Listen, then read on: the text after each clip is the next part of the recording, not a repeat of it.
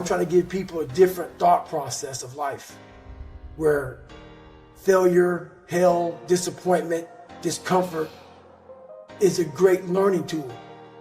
And many people don't understand that, but it's these few moments in life that you have. Like for me, I always talk about it.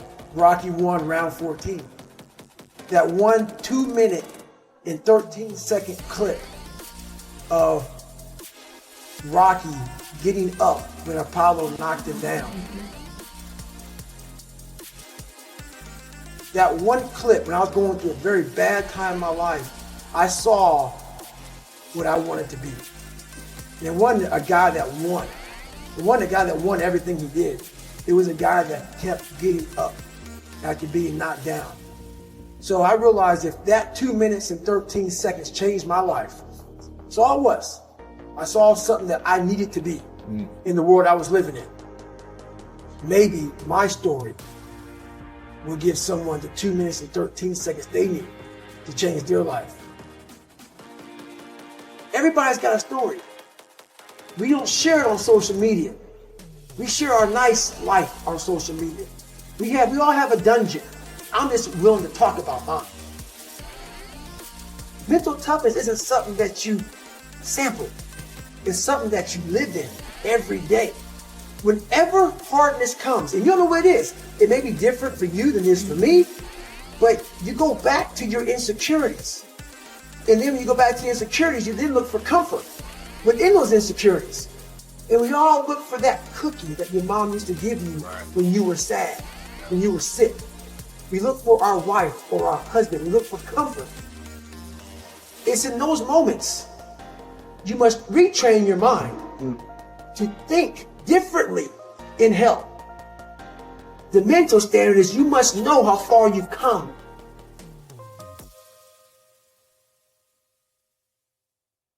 I walk in a room now and I know the hours and years and decades I put into David Goggins. That's something, it's not on the wall. It's not a trophy on the wall. It's not a medal on your neck. I don't care how you perceive David Goggins, because through my journey, I figured out the one piece I was missing. I thought it was cars. I thought it was women. I thought it was money. I thought it was everything. The one piece I was missing was me having the courage to face myself. Where I got my work ethic from was the hours I had to spend learning this. When you sit down and you're not smart, and you have a disability, and you still want to be at the top of your class, I didn't want to just get by. When I realized that I can learn through hard work, and I can beat the valedictorian in school if I got put in 10 hours more a day than he does. You know what kind of strength comes from that? When you're sitting down, that guy that valedictorian studied for an hour, and you know I caught you. I have the work ethic to catch you. That's where David Goggins got really invented. Was at a kitchen table with 20 spiral notebooks that were empty, and then they were full. And when you can go through that, I still have them in my storage unit. You go through these spiral notebooks of your life, and you realize, this is how I learned. This is unbelievable. It wasn't until I got real sick and my life got real quiet. I went from running 205 miles in 39 hours to I couldn't get out of bed. My life was taken from me. And that's when I realized I hadn't taken time to think about what I'd done in my life. I'd done all these things, but there was no finish line. I finished a race of life, and I wouldn't even receive my medal. I'd go on. I get in the car and I go. When I started figuring out life, that I was leaving so much in the tank. Once I realized, my God, man, I was this dumb, fat kid being bullied, and now I'm a 180-pound person, lost 106 pounds in less than 3 months. Learn to read, learn to do this, learn to do that. I was like, I need more. I was fueling my mind with everything. And I never took time to say, my God, you came from this hell, and you're here. I had come 8,000 miles from where I started. But if you never know that, you're still in the $7 a month place. So it's that quiet place.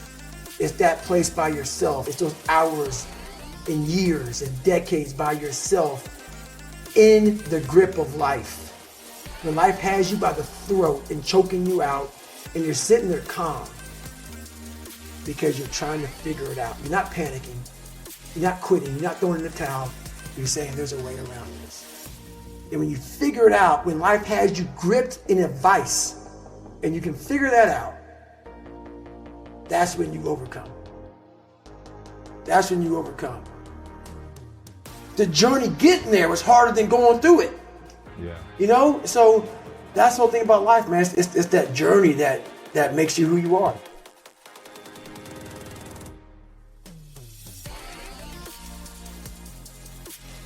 When you have fallen, when you have made a mistake, the worst thing you can do is criticize yourself. At the end of the day, life can be very painful. We can experience loss and worry and the insomnia of reoccurring heartbreak and hardships. It is inevitable.